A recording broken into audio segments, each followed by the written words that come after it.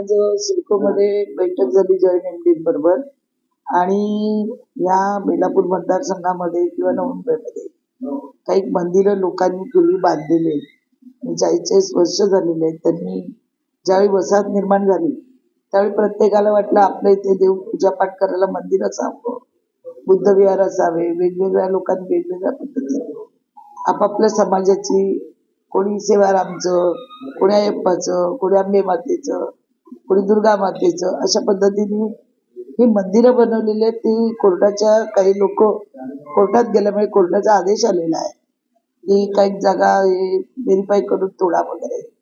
आता ही मंदिरं 30-40 वर्षाची आहेत. तर आमच्या शिडकोकडे एक मागणं होतं की तुम्ही आम्हाला 500 मीटर पर्यंत मंदिरं कायमस्वरूपी करून द्या, रेग्युलाइज करून द्या. आम्ही जे काही सामाजिक न्याय असतो, ज्या पैसे भरायचं असतं सोशल, तो आम्ही भरायला तयार आहोत. म्हणून त्यासाठी ही बैठक झाली. त्याच्यानंतर त्यांनी सांगितलं की जी जुनी मंदिर आहे त्यांना आम्ही काही हात लावणार नाही, पण आताच कुठल्या शिडकोच्या जागेवर काही बनत असेल नवीन बांधकाम तर ते आम्ही तोडत त्याच्यावर कारवाई करू. तसं ग्रामस्थांनी सुद्धा जुनी घरं असतील तर आम्ही कारवाई करणार नाही, पण जी लोक आता कोणी नवीन बांधकाम करत असेल तर त्याच्यावरती आम्ही थोडं कारवाई केली जाईल. त्याच्यानंतर त्यांच्याशी बसून तेच आम्ही त्यांना सांगितलं की काही आम्हाला वेगवेगळ्या प्रकल्पासाठी प्लॉट पाहिजे.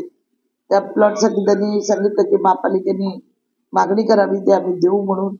त्याचप्रमाणे लवकरच आम्ही हे मगाशी एमडीशी जाऊन बोलून आली एका मीटिंगमध्ये. ते बोलले आपण हेच मंदिरासाठी वगैरे आपण एक मुख्यमंत्र्यांची पण बैठक घेऊ, कारण कोर्टाचे जे आदेश आले ते नियमावली वगैरे आम्हाला बघावी लागेल, कशा पद्धतीने यांना बसून देता येतील.